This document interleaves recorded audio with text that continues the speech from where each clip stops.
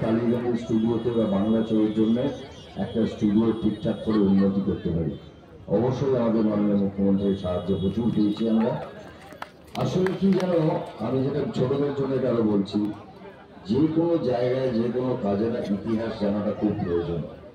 আমি যদি চৌধুরানী নিয়ে বলছি না, তোমরা যদি আজকে ইতিহাস না জানো তাহলে আমরা বাড়তে পারবো না। এখন আমাদের ভারতবর্ষকে বলি যদি আরো বড় জায়গায় নিয়ে যেতে হয়, তোমাদের নিয়ে যেতে হবে।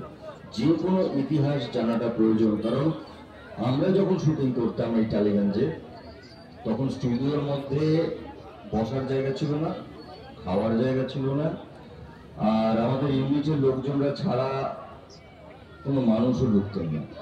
সেই সময় আমরা লড়াইটা শুরু করেছি, যেখানে আজকে রং রং করে গাড়ি রাখার জায়গাও পাওয়া যায় না মাঝে মাঝে, এরকম একটা জায়গায় নিয়ে যেতে। সেটা আমাদের গর্ব, কারণ আমরা এই পরিশ্রমটা করেছি যাতে আমাদের পরের প্রজন্ম অনেক ভালোভাবে অনেক উন্নত একটা জায়গায় কাজ করতে পারে। এবং আমি সবাইকেই বলি যে আমার ছোট ভাইরা যারা এখন কাজ করছে, সেটা দেব হতে পারে, জিৎ হতে পারে, লঙ্কুশ হতে পারে, আরো যারা অনেক আছে, তারা আমার পরের প্রজন্ম, তারা খুব ভালো কাজ করছে।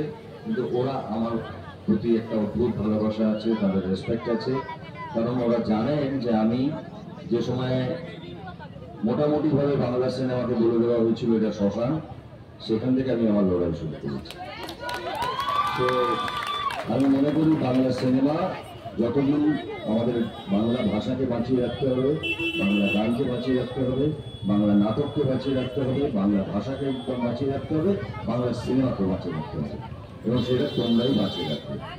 যে কারণে তোমরা দেখো, আমি লালন ফকির করেছি, মনের মানুষ করেছি, আমি নেতাজি সুভাষ বোস করেছি, আমি অ্যান্টনি ফিরিঙ্গি করেছি, আমি পরপর এই ধরনের ঐতিহাসিক বাংলার ঐতিহাসিক চরিত্র করি। ঠিক সেইভাবেই আমরা দেবী চৌধুরানীকে পেরিয়ে গেছি।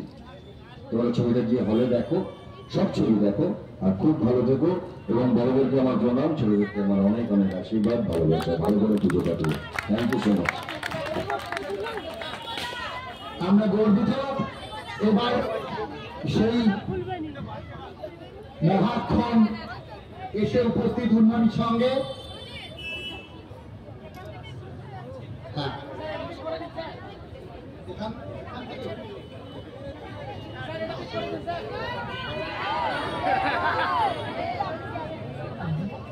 এখান থেকেই একটু